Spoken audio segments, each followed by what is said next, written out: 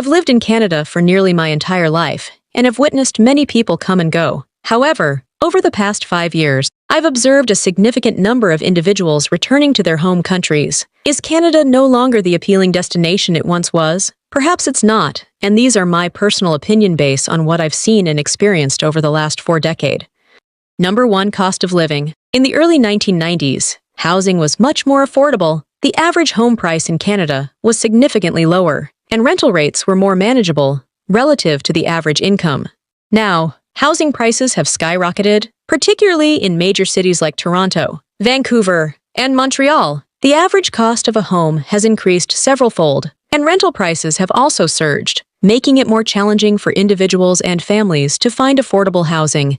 Number 2 is jobs opportunity. In the 90s and early 2000s, Canadians had the luxury of picking and choosing jobs at will. You could leave one position for another, and if it didn't work out, often return to your previous job without much hassle. Nowadays, I've seen many people, even those with degrees, struggle to find employment. I've spoken to numerous job seekers, including one individual with 28 years of experience in their field, who faced absurd requirements during their job search. Sometimes, it makes me think if the educational system in Canada is behind for some of these companies to ask for certain requirement, which was never an issue in the past.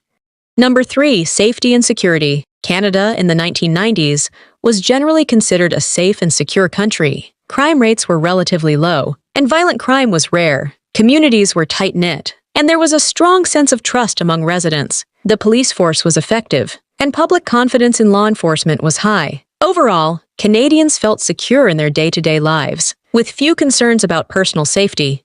Today, safety and security in Canada remain strong, but there are new challenges. Crime rates have fluctuated, with certain types of crime, such as cybercrime and gang-related activities, becoming more prevalent. Urban areas have seen an increase in property crimes and incidents of violence, while law enforcement agencies have adapted to these changes with improved technology and strategies. Public perception of safety can vary. Community initiatives and government policies continue to focus on maintaining and improving public safety, but concerns about new threats and the effectiveness of policing are more pronounced than in the past.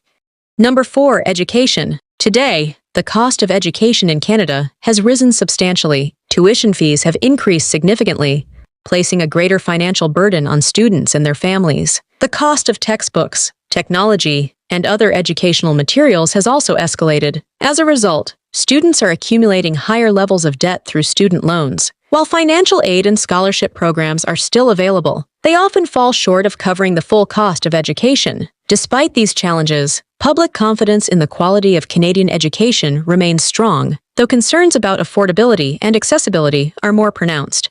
Number 5. Weather. Canada has always been known as a cold country. Older adults become susceptible to cold weather often results in chronic pain, such as arthritis, fibromyalgia, or other musculoskeletal disorders. Canada has experienced profound transformations over recent years, diverging significantly from its past. In my view, even securing a well-paying job is no longer sufficient to ensure a comfortable lifestyle due to the soaring cost of living. The financial pressures and economic conditions have become increasingly burdensome, and there is an urgent need for intervention to address these challenges.